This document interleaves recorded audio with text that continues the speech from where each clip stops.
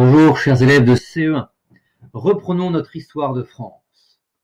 Alors après Charlemagne, les rois carolingiens, les descendants de Charlemagne, furent de mauvais rois. Les trois petits-fils de Charlemagne se partagèrent même le bel empire de leur grand-père Charlemagne au moment du traité de Verdun. Les trois petits-fils ne s'entendaient pas et décidèrent de se partager comme un gâteau le bel empire de Charlemagne. Le premier petit-fils récupéra ainsi la France. Le deuxième petit-fils récupéra la partie du milieu, qui s'appela la Lotharingie ou la Lorraine, puisque ce petit-fils s'appelait Lothaire. Enfin, le troisième petit-fils récupéra la Germanie ou l'Allemagne. Alors retenez bien ce moment du traité de Verdun, où ces trois petits-fils se partagent l'empire de Charlemagne, car pendant plus de 1000 ans, la France et l'Allemagne vont parfois faire des guerres pour récupérer la partie du milieu, Lotharingie ou Lorraine. Le royaume de France se trouva donc, avec le traité de Verdun, réduit de plus de la moitié. Mais quelle erreur!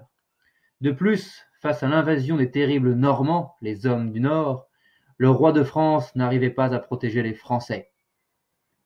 Le roi de France avait même, par faiblesse et lâcheté, cédé aux Normands une province qui de leur nom devint la Normandie.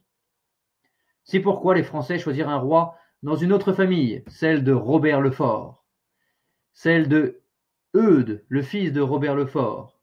Cette famille avait protégé le royaume contre les Normands, et c'est ainsi que les Français se choisirent comme roi Hugues Capet, arrière-petit-fils de Robert le Fort.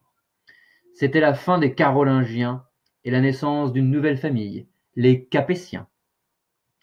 Face à l'invasion des Normands et la division du royaume, les Français cherchèrent donc protection auprès d'hommes qui avaient du courage et l'habitude de la guerre, les seigneurs. C'étaient eux qui, revêtus d'une armure et sachant manier la lance et l'épée, se mettaient à la tête des plus braves pour défendre le village ou la province. C'est pour cela que l'on construisit des châteaux forts, dans lesquels les villageois pouvaient venir se réfugier en cas de danger. Au milieu du château fort se dressait une grande tour, ou donjon, d'où l'on surveillait ce qui se passait dans la plaine. Dès que la trompe de la sentinelle sonnait l'alarme,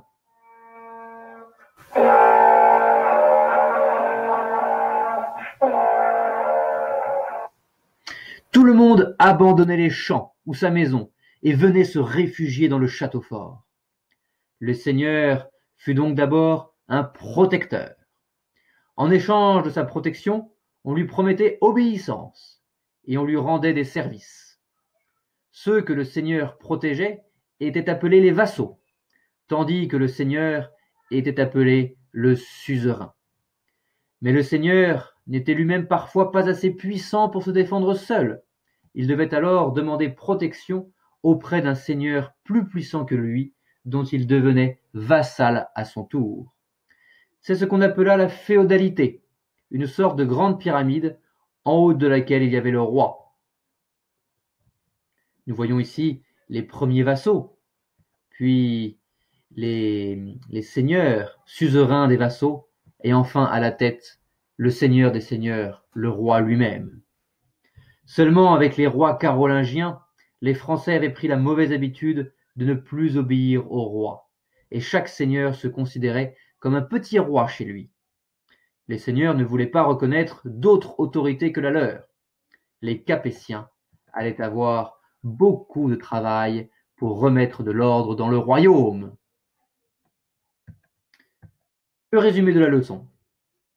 Face à l'invasion des Normands, les Français cherchèrent protection auprès d'hommes qui avaient du courage et l'habitude de la guerre, les seigneurs.